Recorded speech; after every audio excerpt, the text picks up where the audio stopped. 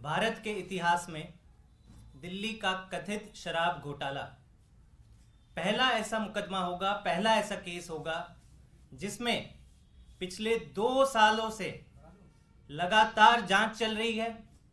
हजारों रेड हो चुकी हैं, पूरब से लेके पश्चिम तक, उत्तर से लेके दक्षिण तक हजारों रेड हो चुकी है, लेकिन एक चवन्नी तक की रिकवरी नहीं हुई है।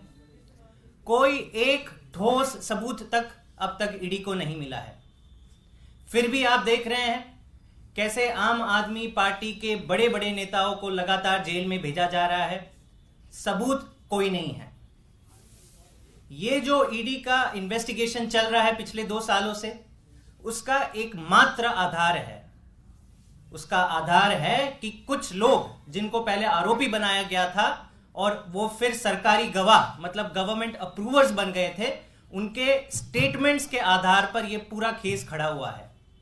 मैं वापस दोहरा दूं, ये एकमात्र केस है इतिहास में जिसमें हजारों रेड के बाद कोई ठोस सबूत नहीं, एक चवन्नी की रिकवरी नहीं, लेकिन केवल और केवल सरकारी गवाहों के स्टेटमेंट के आधार पर यह पूरा एक महल बनाया गया है, झूठों का पुलिंदा बनाया गया है। आम आदमी पार्टी ने कुछ बहुत ही रिलायबल सोर्सेस के थ्रू ये जाना है कि ये एकमात्र इंसिडेंट नहीं है।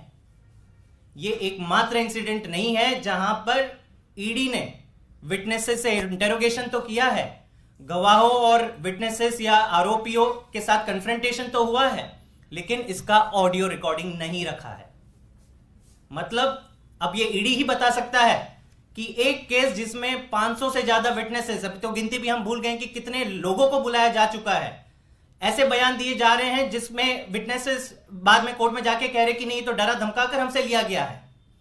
तो ईडी ही बता सकता है कि आपने कितने स्टेटमेंट्स का ऑडियो और वीडियो रिकॉर्डिंग रखा है, कितने स्टेटमेंट्स का मिटा दिया है। लेकिन ये जो घटना कोर्ट के समक्ष, ये हमारा दावा नहीं है, ये हम नहीं कह रहे हैं, हम कोर्ट में जो चीजें घटी और जो एक अक्यूज कह रहे हैं कि मेरे साथ जो इंटरोगेशन हुआ और फाइनली रिकॉर्डिंग में जो कुछ नहीं और जो स्टेटमेंट था उसमें जमीन आसमान का अंतर है, वो चौंकाने वाला है। और ये इसलिए चौंकाने वाला है क्योंकि शुरुआत से हम कहते आए हैं कि दिल्ली का कथित शराब घोटाला पूरी तरह से एक फर्जी मुकदमा है।